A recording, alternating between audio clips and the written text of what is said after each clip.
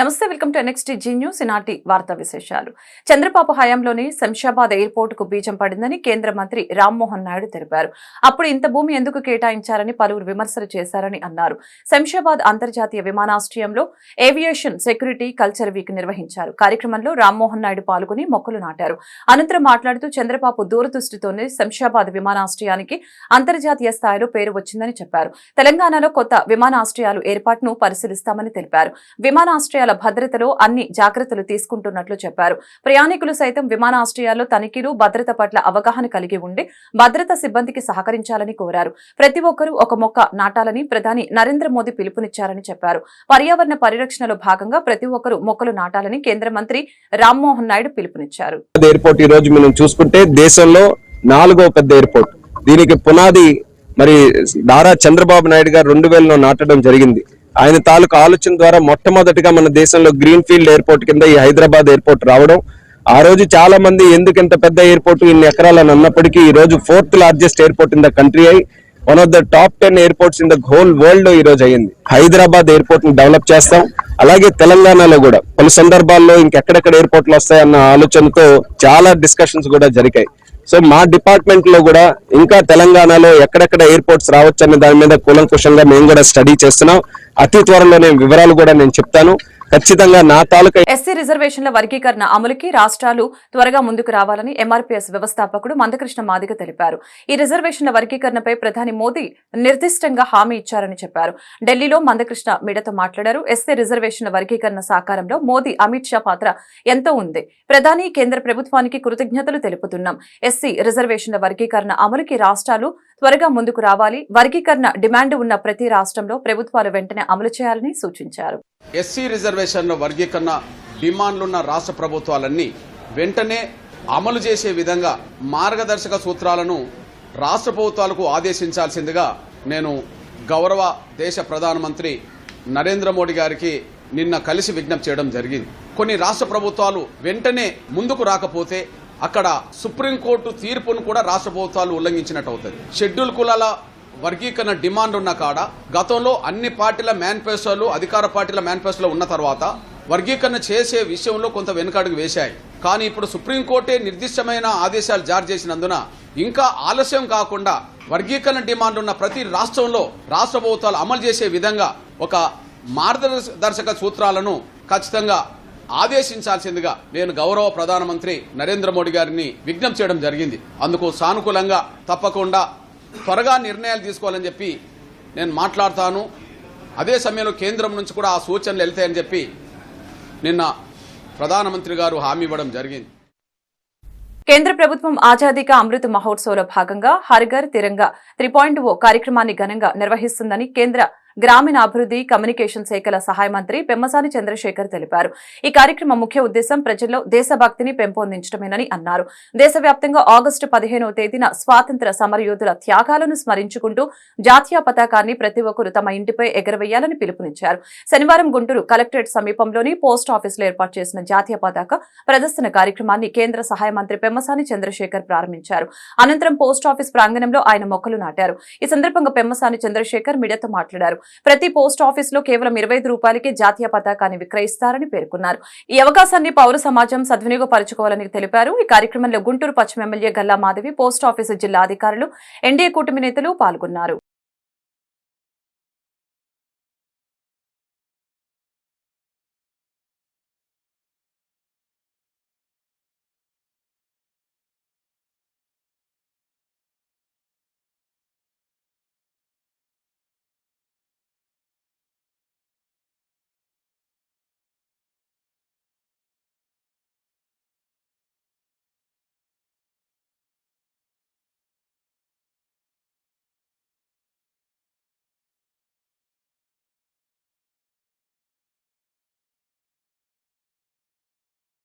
మిత్రులందరికీ కృతజ్ఞతలు. ఆజాదీ కా అమృత్ మహోత్సవ్లో భాగంగా హర్ ఘర్ తిరంగా 3.0 మోడీ గారు భారతదేశం అంతా ప్రతి ఇంట్లో జాతీయ పతాకం ఉండాలి, అదేవిధంగా ప్రతి ఒక్కరి సోషల్ మీడియాలో జాతీయ పతాకం ఉండాలి. ఇవి ఉన్నప్పుడు ప్రజల్లో ఒక దేశభక్తి వస్తుంది. దేశభక్తి వచ్చినప్పుడు సమాజం మంచిగా ముందుకు వెళ్తున్నటువంటి ఉద్దేశంలో పోస్ట్ ఆఫీసుల్లో బయట 100 రూపాయలు విలువ చేసేటువంటి జాతీయ పతాకాన్ని 25 రూపాయలకి ఇస్తూ ఉన్నారు. కాబట్టి అందరూ ఈ జాతీయ పతాకాన్ని కొనుక్కోవాలని, వాళ్ళ ఇంటిపై ఇవి పెట్టాలని కోరుకుంటా ఉన్నాము. అదేవిధంగా సోషల్ మీడియాలో కూడా మీరందరూ చేంజ్ చేయాలని కోరుకుంటా ఉన్నాం. Thank you. ఆజాదీ కా అమృత్ మహోత్సవ్ అలాగే హర్ ఘర్ తిరంగా అనే ఒక కార్యక్రమానికి శ్రీకారం చుట్టుకోవడం జరిగింది. భారతదేశంలో పుట్టినందుకు మనందరం గర్వించాలి. ఎందుకంటే ఒక భారతీయ పౌరులుగా మనం ఉన్నాము అని అంటే ఈరోజు భారతదేశం ప్రపంచ ఖ్యాతి గడించిన సందర్భాలు మనం చూస్తూ ఉన్నాము. వీటన్నిటిని మనం మనసులో ఉంచుకొని మన భారతదేశ ఖ్యాతిని పెంపొందించే విధి విధానాలు మనం చేపట్టాలి. ఆ కార్యక్రమంలో భాగంగానే ఈరోజు హర్ ఘర్ తిరంగా అనే ఒక కార్యక్రమం ప్రతి ఇంటికి మన భారతదేశ జెండాని ఎగరేయాలి అని చెప్పి మోడీ గారు పిలుపునిచ్చారు. ఆ కార్యక్రమాన్ని మనం జయప్రదం చేయాలి. రేపు రానున్న 78వ ఇండిపెండెన్స్ డే జరుపుకోబోతున్నాము. మనకు స్వాతంత్రాన్ని పురస్కరించుకొని అమరవీరుల్ని మనము దృష్టిలో పెట్టుకొని ఈ అద్భుతమైన స్వాతంత్రాన్ని మనకు వారు ఇచ్చిన అందిపుచ్చి మనందరికీ అందజేసిన వారందరినీ మనం స్మరించుకుంటూ ఈ యొక్క జెండాని మన ఇంటిపైన ఎగరేస్తూ మనం సగర్వంగా భారతీయులమని చాటి చెప్తూ ఈ యొక్క కార్యక్రమాన్ని జయప్రదం చేద్దాము. దానికి మోడీ గారికి, ఎంపీ గారికి, ప్రతి ఒక్కరికి కృతజ్ఞతలు తెలుపుతున్నాను. అన్ని జిల్లాల పర్యటన చేయాల్సిన అవసరం ఎంతో ఉంది. అభివృద్ధి దృష్ట్యా అడుగులు వేయట్లేదు అనేది భిన్నాభిప్రాయాలు కూడా వ్యక్తం అవుతున్నాయి. అమ్మ, నేను ఇక్కడికి వచ్చేది కేంద్ర మంత్రిగా రావటం లేదు, ఈ ప్రాంత ప్రజల ప్రతినిధిగా, ఎంపీగా వస్తున్నాను. నేను ఇక్కడ సాటర్డే సండే కేంద్ర మంత్రిగా మండే టు ఫ్రైడే దేశవ్యాప్తంగా తిరుగుతూ ఉన్నాను. తన భార్య వాణి అహంకారపూరితంగా వ్యవహరిస్తుందని వైసీపీ ఎమ్మెల్సీ దువ్వాడ శ్రీనివాస్ అన్నారు. కుమార్తెలకు తనపై ద్వేషం నూరిపోసారని విమర్శించారు. కుటుంబ వివాదం రోడ్డెక్కిన నేపథ్యంలో దువ్వాడ శ్రీనివాస్ మీడియాతో మాట్లాడారు. ప్రతి కుటుంబంలోనూ గొడవలు వస్తాయి, వాటిని 4 గోడల మధ్య పరిష్కరించుకోవాలి. రాజకీయ, వ్యాపార రంగాల్లోనూ తానే ఉండాలనే అహంకారం వాణిది. నా కుమార్తెలకు ద్వేషం నూరిపోసింది, నాపైనే ఈర్ష్య ద్వేషాలు రగిల్చి పిల్లల నన్నే ప్రశ్నించేలా చేసిందే. తండ్రిని ప్రశ్నించమని పిల్లల్ని తల్లి ప్రేరేపిస్తుందా? నా వ్యాపారం, రాజకీయాల్లో పరిస్థితులు బాగున్నప్పుడే అందులో ఆమెకు ఆధిపత్యం కావాలి. మూలపేట పోర్టు శంకుస్థాపన కార్యక్రమంలో జగన్ నాకు టెక్కల ఎమ్మెల్యే టికెట్ ప్రకటించారు. ఆ తర్వాత టికెట్ కావాలని అధిష్టానం వద్దకు వాణి వెళ్లింది. 4 దఫాలుగా దీనిపై చర్చలు జరిగాయి. టికెట్ ప్రకటించాలని, నాతో విడాకులు కావాలని పట్టుపట్టింది. లేదంటే విషయం తాగుతానని బెదిరించిందని వివరించారు. పడినటువంటి నా రాజకీయ జీవితంలో ఒక స్థాయికి రాగలిగాను. రాజశేఖర రెడ్డి గారితో స్నేహం, బీఆర్పీలో ఉండేటప్పుడు చిరంజీవి గారితో కూడా, జగన్మోహన్ రెడ్డి గారు, ఇవన్నీ కూడా ఒక స్థాయిని నాకు నాయకులు కూడా అలాగే సహకరించారు. ఆ స్థాయికి నేను రాగలిగినటువంటి ఈ హోదాని నీకు కాదు నాకే ఉండాలి. ఏమంటే మా నాన్న పారిస్ ఒలింపిక్స్ లో భారత రెజ్లర్ అమన్ సహ్రావత్ కాంస్య పథకాన్ని సాధించడం ఆనందాన్ని కలిగించిందని డిప్యూటీ సీఎం పవన్ కళ్యాణ్ తెలిపారు. ఈ మేరకు ఆయన ఓ ప్రకటన విడుదల చేశారు. అమన్ కు మనస్ఫూర్తిగా అభినందనలు తెలియజేస్తున్నట్లు తెలిపారు. రెజ్లింగ్ విభాగంలో మన క్రీడాకారుల ప్రతిభ ప్రశంసనీయమని తెలిపారు. వినేష్ పొగాటు దురదృష్టవశాత్తు ఫైనల్ పోటీకి దూరమయ్యారని చెప్పారు. అమన్ పథకం సాధించడంతో క్రీడాభిమానులు సంతోషంగా ఉన్నారని పవన్ కళ్యాణ్ తెలిపారు. 4 నెలల్లోనే దేశవ్యాప్తంగా 1730 కోట్ల విలువైన సైబర్ నేరాలు జరిగాయని హోంమంత్రి అనిత తెలిపారు. సైబర్ నేరాలపై అవగాహన కోసం విజయవాడలో వాక్థాన్ నిర్వహించారు. 16 రకాల సైబర్ నేరాలపై అవగాహన, ఫిర్యాదుల కోసం రూపొందించిన యాప్ను ప్రారంభించారు.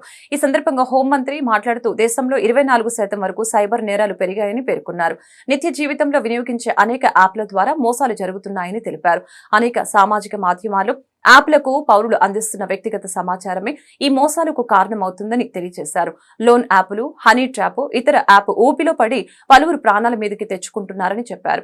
ఈ నేరాల నియంత్రణకి రాష్ట్ర స్థాయిలో సైబర్ సమన్వయ బృందం ఏర్పాటు చేస్తామని హామీ ఇచ్చారు. ప్రతి జిల్లాలోనూ సైబర్ సెల్ చురుగ్గా పనిచేయాలని ఆదేశించారు. రోజు రోజుకి పెరుగుతున్న టెక్నాలజీ అది కొత్త పొంతలు దొక్కి ఓవరాల్ గా చెప్పాలంటే మన మనుగడకే ప్రశ్నార్థకంగా మారే పరిస్థితి ఈ రోజు రాకూడదు అనే ఒకే ఒక ఉద్దేశంతో ఈ రోజు ఈ కార్యక్రమాన్ని ఏర్పాటు చేయడం జరిగింది. ఈ సైబర్ క్రైమ్ గురించి చూస్తా ఉంటే దగ్గర 1730 కోట్ల రూపాయలు ఓన్లీ సైబర్ క్రైమ్ లోనే చేతులు మారిని పోయినాయి అనే సంగతి తెలిస్తే నిజంగా ఆశ్చర్యం అనిపించింది. 4 months గ్యాప్ లోనే మొత్తం ఇండియా లెవెల్లో అంటే సుమారుగా 24% ఈ రోజు సైబర్ క్రైమ్ రేట్ పెరిగిందంటే మనందరం కూడా ఎంత అలర్ట్ గా ఉండాలో మనందరికీ తెలుసుకోవాలి. అంటే అన్ని యాప్స్ నుంచి మన తాలూకు ఇన్ఫర్మేషన్ ని మనమే ఇంకొకరికి బయట పెడుతున్నాం. ఈ లోన్ యాప్స్ లోకి వెళ్తారు. ఈ లోన్ యాప్స్ లోకి వెళ్ళి వాళ్ళు తీసుకుని ఒక చిన్న ఇన్స్టెంట్ డబ్బులు అంటారు. మనం ఈజీగా కట్టేద్దాంలే తర్వాత అని ఒక 10,000 20,000 ఎక్కువ కూడా కాదు మీరు తీసుకునేది, ఒక 10,000 20,000. ఆ 10,000కి 30,000 కడతారు, 40,000 కడతారు, కానీ ఆ అప్పు మాత్రం తీరదు. ఒక క్లిక్ మీ కాంటాక్ట్స్ అన్ని కూడా వాళ్ళ చేతిలో ఉంటాయి. మన భవిష్యత్తును ఎవడో పాడు చేయక్కర్లే ఈరోజు. విశాఖపట్నం ఎమ్మెల్సీ ఎన్నికల ప్రచారంలో వైఎస్ఆర్సీపీ దూకుడు పెంచింది. జీవీఎంసీ కార్పొరేటర్లతో ఎమ్మెల్సీ అభ్యర్థి బొత్స సత్యనారాయణ భేటీ అయ్యారు. నియోజకవర్గాల వారీగా ఎంపీటీసీలు, జెడ్పీటీసీలు, కౌన్సిలర్లతో సమావేశమయ్యారు. నేటితో ఉమ్మడి విశాఖ జిల్లాలో మొదటి విడత ప్రచారం పూర్తి కానుంది. అభ్యర్థి ఎవరనేది కూటమి నేతలు తేల్చుకోలేకపోతున్నారు. అభ్యర్థి ఎంపికపై భేదాభిప్రాయాలు కారణంగా కూటమి తర్జన భర్జన పడుతున్నారు. నాయకులు, కార్పొరేటర్ల సమావేశంలో బొత్స సత్యనారాయణ మాట్లాడుతూ 12వ తేదీన నామినేషన్ వేస్తున్నానని, ఎన్నికల్లో తప్పకుండా విజయం సాధిస్తామని ధీమా వ్యక్తం చేశారు. 30వ తేదీ తర్వాత తమ వ్యూహం ఏంటో మీకు అర్థమవుతుందని బొత్స అన్నారు. సమావేశం పెట్టుకున్నాము. అందరూ ఒక మార్గం ఉంది. రేపు ఎన్నికల్లో అందరూ జగన్మోహన్ రెడ్డి గారు ఏదైతే నిర్దేశించారో దాన్ని అందరం కూడా ఎన్నికల్లో విజయం చేకూర్చాలనే మాటని అందరూ రిక్వెస్ట్ చేస్తాం. అందరూ కూడా ఒకే మాట ఉంటారని చెప్పారు. నామినేషన్ 12వ తారీఖు. దళిత క్రైస్తవుల్ని ఎస్సీ జాబితాలో చేర్చాలని AELC pastor reverend Satish Babu, pastor చంద్ర డిమాండ్ చేశారు. ఒకవైపు మత స్వేచ్ఛనిస్తూనే మరొక వైపు రాష్ట్రపతి ఆర్డినెన్స్ తో దళిత క్రైస్తవులకి అన్యాయం చేశారని ఆరోపించారు. ఇప్పటికైనా ఓటు బ్యాంకు రాజకీయాలకు స్వస్తి పలికి పారాగ్రాఫ్ 3 ఆర్డినెన్స్ 1950ని రద్దు చేయాలని డిమాండ్ చేశారు. Federation of churches Guntur city ఆధ్వర్యంలో ఆగస్టు 10వ తేదీన నేషనల్ క్రిస్టియన్ ప్రొటెక్ట్ డే పురస్కరించుకొని గుంటూరు నగరంలో శనివారం నిరసన ర్యాలీ కార్యక్రమం జరిగింది. అనంతరం గుంటూరు జీటీ రోడ్డు పునీత్ ఆంథోనీ వారి పుణ్యక్షేత్రం నందు వారు మీడియాతో మాట్లాడారు. గత 74 సంవత్సరాల నుంచి దళిత క్రైస్తవులు ఎస్సీ హోదా కోసం శాంతియుతంగా పోరాటం చేస్తున్నారని గుర్తు చేశారు. ఆర్థికంగా వెనుకపాటుకు గురైన దళిత క్రైస్తవులకి ప్రభుత్వ సంక్షేమ కార్యక్రమాలు, రాజ్యాంగ హక్కులు అమలు కావాలంటే ఎస్సీ హోదా తప్పనిసరి అని పాలకులకు విజ్ఞప్తి చేశారు. ఈ కార్యక్రమంలో క్రైస్తవ పెద్దలు బెంజమిన్, బూసి, రాజలత తదితరులు పాల్గొన్నారు. Churches of India, CBCI Catholic Bishop Conference of India, NCDC National Council of Dalit Christians of India దేశవ్యాప్తంగా ఈ రోజున పిలిపించున్నారు. మరి 1950లో ఆగస్టు 10వ తేదీన నాటి రాష్ట్రపతి డాక్టర్ బాబు రాజేంద్ర ప్రసాద్ గారు ఇచ్చినటువంటి ఆ స్పెషల్ ఆర్డినెన్స్ని రద్దు చేయాలని గత 78 సంవత్సరాలుగా జరుగుతున్న ఈ పోరాటంలో పేరా నంబర్ 3ని రద్దు చేయాల్సిందిగా గత 78 సంవత్సరాలుగా జరుగుతున్న పోరాటంలో భాగంగా ఈ రోజున దేశవ్యాప్తంగా జరుగుతున్నటువంటి బ్లాక్ డే సందర్భంగా ఈ యొక్క ర్యాలీని స్థానికంగా ఉన్నటువంటి అందరి చర్చిలు సారథ్యంలోనూ కథోలిక్, ప్రొటెస్టెంట్, పెంటెకోస్టల్ చర్చ్ సారథ్యంలో ఈ యొక్క ర్యాలీని నిరసన తెలియజేయడం జరుగుతుంది. ప్రత్యేకంగా ఈ విషయంలో ఇచ్చినటువంటి రంగనాథ్ మిశ్రా కమిషన్ సిఫార్సుల్ని ప్రభుత్వం అమలు చేయడం లేదు. ఇన్ఛార్జిగా, సెక్రటరీగా నియమితులయ్యాను. మా గుంటూరు మేత్రానులు చిన్నబత్తిని భాగ్య తండ్రి గారు ఎంతో శ్రద్ధతో క్యాథలిక్స్ కానీ క్రిస్టియన్స్ కానీ ఎవరికైనా సరే అన్యాయం జరుగుతుంటే మనం పోరాడాలి, నిలబడాలనే ఉద్దేశంతో ఈ యొక్క federation of churches in Guntur city అనేది అందరం కూడా కలిసి చేస్తున్నటువంటి ఈ యొక్క ర్యాలీ. ఇది ఒకే ఒక ఉద్దేశము. 1950లో ప్రెసిడెన్షియల్ ఆర్డర్ వచ్చింది. 56లోనే సిక్కులకు, జైన్లకు ఈ దళిత హోదా అనేది ఇచ్చారు. మతం అనేది నీ ఇష్టపూర్వకంగా నువ్వు చేయొచ్చు. All the citizens of in India they can embrace any religion. మరే ఎంతో మంది పాలనాధికారులు వచ్చారు, ఎన్నో మరే, కానీ ఇంకా దళిత క్రైస్తవుల మీద జరుగుతున్నటువంటి వివక్షని ఎవ్వరూ గుర్తించట్లేదు. ఎందుకు, ఏంటి దానికి కారణం? ఎస్సీలో ఎన్నో ఉపకులాలు ఉన్నాయి, దాదాపుగా 59 ఉపకులాలు ఉన్నాయి. ఎస్సీలో ఉన్న ఉపకులాలన్నీ కూడా మతం మారినా కానీ వాళ్ళకి ఎస్సీ స్టేటస్ వర్తిస్తుంది. ఉదాహరణకు సిక్కులు మతం మారినా వాళ్ళకి ఎస్సీ స్టేటస్ వర్తిస్తుంది, జైనులు మతం మారినా ఎస్సీ స్టేటస్ వర్తిస్తుంది. కానీ ఎందుకని క్రైస్తవులకు మాత్రమే క్రైస్తవత్వం తీసుకుంటే ఎస్సీ స్టేటస్ ఎందుకు వర్తించదు? ఎందుకు ఈ వివక్ష మా మీద చూపిస్తున్నారు? అంటే మేము ఈ దేశంలో పౌరులం కాదా? మాకు ఓటు హక్కు లేదా? మాకు ఓటు బ్యాంకు లేదా? అంటే రాజకీయ పార్టీలన్నీ మమ్మల్ని ఓటు బ్యాంకుగా మాత్రమే చూస్తున్నారా? అంటే మా వివక్ష మరి గత ఆగస్టు 10వ తారీఖున బ్లాక్ డేగా ప్రకటించి 70 సంవత్సరాల పైగా మేము ప్రొటెస్ట్ చేస్తూనే ఉన్నాం.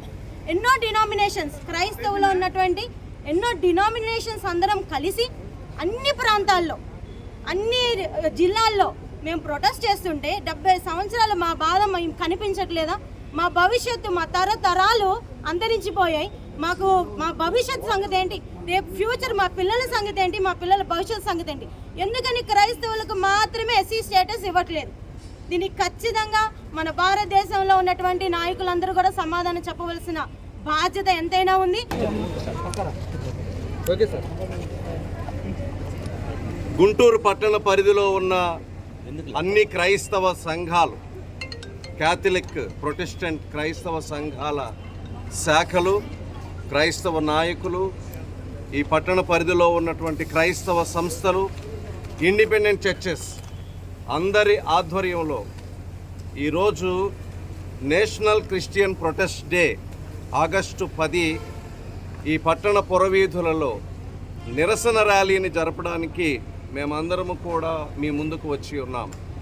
1950వ సంవత్సరంలో అప్పటి రాష్ట్రపతి గారు ఇచ్చినటువంటి ప్రెసిడెన్షియల్ ఆర్డర్, దానిలోని పారాగ్రాఫ్ 3 3వ పారాగ్రాఫ్ ఈ దేశంలో మత స్వేచ్ఛకు, ముఖ్యంగా క్రైస్తవ మైనారిటీ మత స్వేచ్ఛకు భంగం కలిగించేటటువంటిదిగా ఉంది. రాజ్యాంగాన్ని పురస్కరించుకొని రాజ్యాంగ హక్కులకు ఉల్లంఘనగా ఇది భావిస్తూ ఉన్నాం. ఎంచేతనంటే అనేక మంది క్రైస్తవులు దళితులు అయి ఉన్నారు. ఈ దేశంలో ఎవరైనా స్వేచ్ఛగా ఏ మతాన్నైనా కానీ అనుసరించవచ్చు. ముఖ్యంగా క్రైస్తవ్యంలోనికి రావడం అనేది మేము మత మార్పిడిగా ఎన్నడూ భావించడం లేదు. ఒక వ్యక్తి యొక్క జీవితం మారడం, ఒక వ్యక్తి సమాజానికి వ్యతిరేకమైనటువంటి స్థితిలో నుండి దైవికమైనటువంటి స్థితిలోనికి. గుంటూరులో మాజీ ఎమ్మెల్సీ డొక్క మాణిక్యవర్ ప్రసాద్ నూతనంగా కార్యాలయం ప్రారంభించారు. ఇక నుంచి ప్రజాహిత కార్యక్రమాలు విస్తృతంగా నిర్వహిస్తానని ఈ సందర్భంగా మీడియా సమావేశంలో డొక్క తెలిపారు. గతంలో వైసీపీలో పనిచేశానని, ఆ పార్టీలో అనేక ఇబ్బందులు ఎదురయ్యాయని ఆయన ఆరోపించారు. అదేవిధంగా ప్రస్తుతం టీడీపీలో కొనసాగుతున్నానని చెప్పారు. అయినప్పటికీ ప్రజాహితమైన కార్యక్రమాలు నిర్వహించేందుకు ప్రస్తుతం కార్యాలయం ఏర్పాటు చేసినట్లు ఆయన పేర్కొన్నారు. ఈ కార్యక్రమంలో ఎంపీ లావు శ్రీకృష్ణదేవరాయలు, మాజీ కేంద్ర మంత్రి జేడీ శీలం, ఇతర పార్టీల నేతలు, ప్రజా సంఘాల ప్రతినిధులు పాల్గొన్నారు. ఈరోజు ఈ ఆఫీస్ని ఓపెన్ చేసి పబ్లిక్ కాంటాక్ట్ కోసం, ప్రజలతో నిత్యం సంబంధాల కోసం ఈ ఆఫీస్ ఓపెన్ చేయడం జరిగింది. గత కొన్ని నెలలుగా ఇంటి దగ్గర నుంచే నేను ప్రజా కార్యక్రమాలు నిర్వహిస్తూ ఉన్నాను. అపార్ట్మెంట్ కావడం వల్ల కొంచెం ఇబ్బందులు ఉంటూ ఉన్నాయి. అందుకని ఆఫీస్ పెట్టుకోవాలని ఈ ఆఫీస్ పెట్టుకున్నాను.